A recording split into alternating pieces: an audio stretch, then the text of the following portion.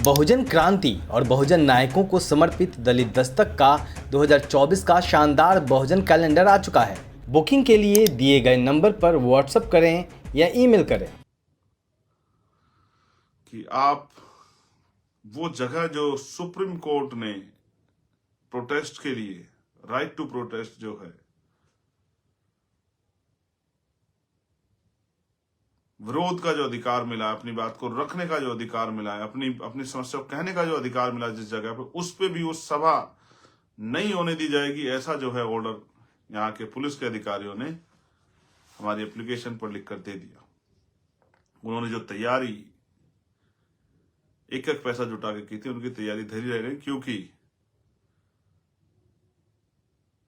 हमारे पुलिस के साथियों को मैं उनकी गलती नहीं निकालता, ऊपर के लोगों का आदेश है कि कोई संविधान सभा नहीं होने दी जाए, क्योंकि उनका मानना है कि 500 साल के बाद राम अयोध्या वापस आ रहे हैं। केंद्र सरकार का ऐसा मानना है और मुझे बड़ी खुशी है इस बात की कि अयोध्या में जो कार्यक्रम हो रहा है और जब वहां प्राण प्रतिष्ठा हो जाएगी, राम स्थापित हो जाएंगे, तो इस देश की भुखमरी, इस देश की बेरोजगारी, इस देश में जाति के आधार पर, क्योंकि शायद वो तो जाति को नहीं मानेंगे, वो जो अपने मंदिरों में दलितों के, आदिवासियों के, पिछड़े वर्गों के लोगों के घुसने पे पाबंदी नहीं लगाएंगे, वो तो जाति के आधार पर जो हिंसा हो रही है, वो तो शायद हिंसा करने वालों को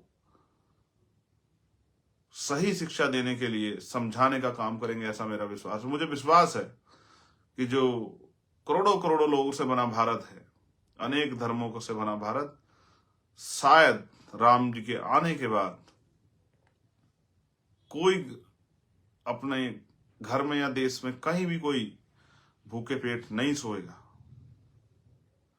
कोई भी गंदा पानी पीने के लिए मजबूर नहीं होगा, इलाज ना मिलने के कारण किसी के माँ बाप की, किसी के भाई बहन, किसी की पत्नी की, किसी की बेटी की, किसी बेटे की जान नहीं जाएगी। महिलाओं के साथ जो रेप हत्याएं बड़े पैमाने पे होती है, एनसीआरबी डाटा कहता है शायद अब 22 तारीख के बाद, कल के बाद, वो हत्याएं, उन बहन बेटियों का अपमान इस भारत में बंद हो जाएगा, ऐसा मेरा विश्वास है। जो बेरोजगार नौजवान घूम रहे हैं, उनको रोजगार की व्यवस्था होगी। उन माओं के जिनके साथ अन्याय हुआ, उन माओं को न्याय मिलेगा, उन भाइयों को, उन पिताओं को न्याय मिलेगा जिनके साथ पिछले लंबे समय अन्याय हुआ। बहन बेटियों को सम्मान की जिंदगी मिलेगी, ऐसा मेरा विश्वास है और मेरा विश्वास अटल है, क्योंकि मुझे भारतीय संविधान पे भरोसा है और मुझे भरोसा है कि जो हो रहा है उससे बहुत अच्छे परिणाम बहुजन समाज के लोगों के लिए भी निकलेंगे, क्योंकि उनकी भी आंखें खुलेंगी, ऐसा मेरा विश्वास। देखिए, भारत किसी एक जाति धर्म से नहीं बना है। संगठित भारत को पहले जातियों में तोड़ा गया, फिर जातियों में भी गोत्रों में तोड़ा गया, इतने टुकड़े किए गए कि भारत जुड़ ना पाए। इसलिए भारत में कोई भी क्रांति ना आज ना भविष्य में बहुत जल्द होने की कोई उम्मीद नहीं है, क्योंकि लोग जब किसी दूसरी जाति पर न्याय होता है, दूसरी जाति खड़े होकर तमाशा देखती है। जब एक जाति अपने अधिकारों के लिए लड़ती है तो दूसरी जाति उसका तमाशा देखती है, जब पुलिस के लोग, सरकार के लोग उस पर अन्याय अत्याचार करते हैं। लेकिन जब वही जाति दूसरी जगह पे उनके जागरूक लोग अपने अधिकारों के लिए प्रयास करते हैं, तो फिर दूसरे लोग खड़े होकर तमाशा देखते हैं। वो एक अच्छी शायरी जो है, एक शायर की है कि जलते घर को देखने वाले, फूंस का छप्पर आपका है, आग के पीछे तेज हवा है, आगे मुकद्दर आपका है, तेरे कत्ल पे मैं भी चुप था, मेरा नंबर अब आया, मेरे कत्ल पे तू भी चुप है, अगला नंबर आपका है। तो इसलिए जब जब जिस पे मुसीबत आती, दूसरे लोग खड़े होकर तमाशा देख के उसको एहसास कराते हैं कि वो अपनी लड़ाई स्वयं लड़े। ये तो अच्छा हो। मैं धन्यवाद दूंगा भीम आर्मी के साथियों का कि बहुजन समाज के लोगों की जिम्मेदारी उन्होंने अपने कंधों पर उठाकर देश में पिछले 8 साल में कोई भी ऐसा अन्याय और संघर्ष नहीं हुआ होगा न्याय के खिलाफ जिसमें भीम आर्मी के लोगों ने बढ़ चढ़ के हिस्सा ना लिया। तो पहला विषय मेरा ये है संविधान। मैं कल आपसे आग्रह करूंगा बहुजन समाज के लोगों से, एक बार